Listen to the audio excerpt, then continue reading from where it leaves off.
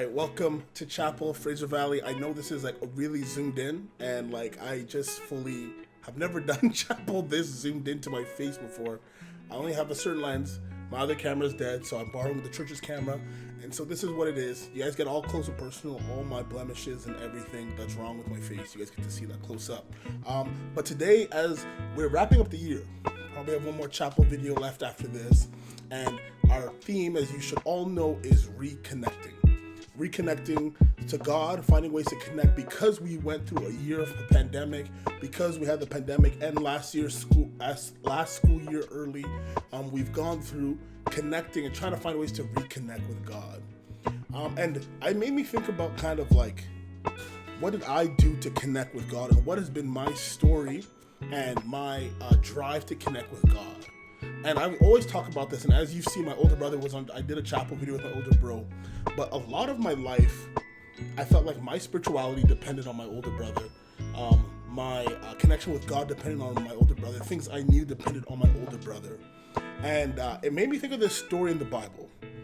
And the story is in Luke chapter 9 and also in Mark chapter 9, at the beginning of Mark chapter 9. It's called the Transfiguration on the Mount. And in this story, Peter, James, and John and Jesus go up to this mountain, and as they're up there, they see God come down and talk to Jesus, and instantly Elijah and Moses from the Bible, from the Old Testament, pop up and are with Jesus, and it's this insane scene, and they're there and they're like just so wowed because these two pillars of Judaism, these two pillars of the Bible are there with Jesus, and they're there with Jesus as well, and then God's talking, and it's this perfect place. In fact, Peter says, let's build tents and stay here. Peter builds this tent. He has this vision, and he almost loves where he's at because it's so perfect. It's this spiritual mountain for him that he would prefer to stay where he is because it's so perfect. And it makes me think that sometimes in our own life, there are places that we can meet God, or there's people that kind of give us spiritual shelter, or there's areas that give us this kind of spiritual security that we would rather build a tent than practice what happens outside of that area. What am I talking about? I mean, my brother, again, I was so comfortable with being spiritual around my older brother, Kofi. I was so comfortable with being able to talk about God around him or hear about God around him that I was like, I didn't want to do anything spiritual outside of being around my brother. So when I wasn't around my brother, I was too nervous to talk about it.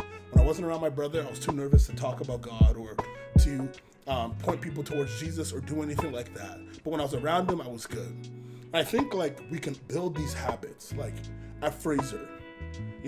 I know you guys can participate in Bible class, can ask questions, can talk about God, can maybe sing about God, can do these things when we have chapel normally, can speak about God, can do sermons, etc. But are we able to do it when we're away from Fraser? Are we able to do it when we're away from our homes and we move away for school? Are we able to do it in a new environment even though we're not around our comfortable security system that provides us spirituality? And that's an important question.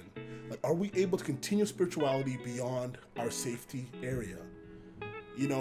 I think it's really interesting because after this story, when they're on the mountain and they see Jesus, they see Elijah, they see Moses, they hear God's voice, they come down, and there's this boy who's struggling with a demon possession.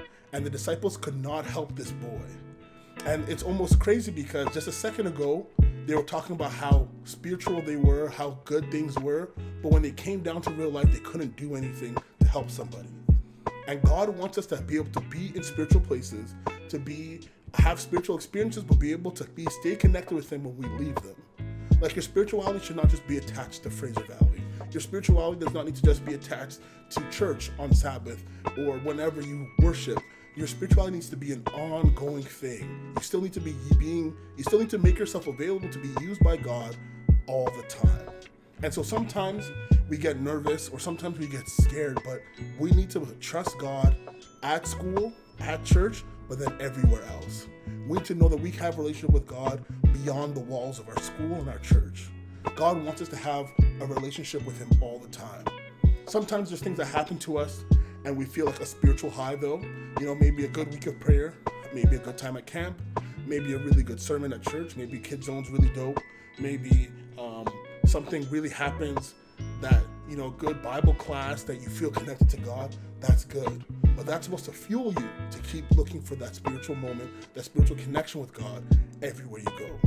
Don't let your spirituality be tied around to just one place or to one person, but know that Jesus wants to connect with you constantly. He wants you to trust him constantly. He wants you to have a relationship with him constantly. And so I want you guys to think about maybe those times in your life where you feel like you're on a spiritual high, or maybe those people that you lean on spiritually.